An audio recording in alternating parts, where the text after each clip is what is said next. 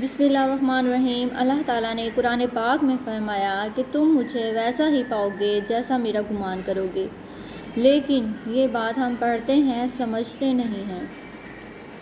کیا تم جانتے ہو کہ حضرت موسیٰ کے پیچھے فوج لگی ہوئی تھی؟ تب اللہ تعالیٰ نے سمندر کو 2 حصوں میں کیوں بانٹا؟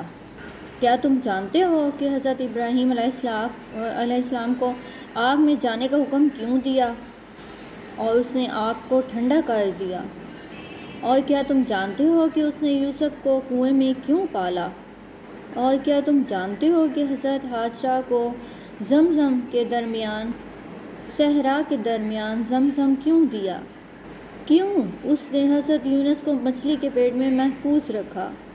کیوں اس نے زکریا کو عمر کے آخری حصے میں اولاد عطا فرمائی؟ ان سب میں بس ایک چیز مشابہ تھی، وہ تھا یقین۔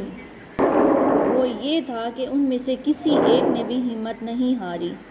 انہیں یقین تھا کہ خدا راستہ نکالے گا، اور دیکھو اللہ پاک نے ان کے لیے راستہ نکالا، اور وہ سب اس پر یقین رکھ کر آگے بڑھتے رہے، اور دیکھو اس رب نے بھی انہیں مایوس نہیں کیا۔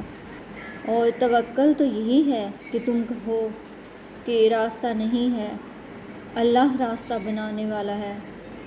جب اس کا اچھا گمان کرو گے تو تم اس کو اچھا ہی پاؤ گے، اور پھر دیکھنا راہیں وہیں سے نکلیں گی جہاں تمہارا وہم و گمان بھی نہیں جا سکتا۔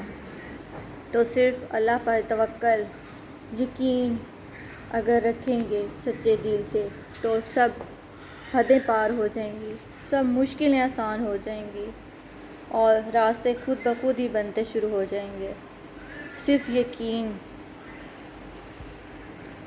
ہم اسی یقین پہ ایک تصویر شروع کریں گے، اپنی زندگی میں شامل کریں گے اور اس کو پڑھیں گے، اور پھر آپ دیکھیں گے جتنے یقین سے ہم پڑھیں گے، جتنے توکل ہوگا ہمارا، ہم آگے بڑھتے چلے جائیں گے، ہماری زندگی میں تبدیلیاں آنی شروع ہو جائیں گی، اور ہماری مشکلات آسان ہوتی چلی جائیں گی، اور کامیابی ہمارے راستہ، ہمارے قدم چومے گی۔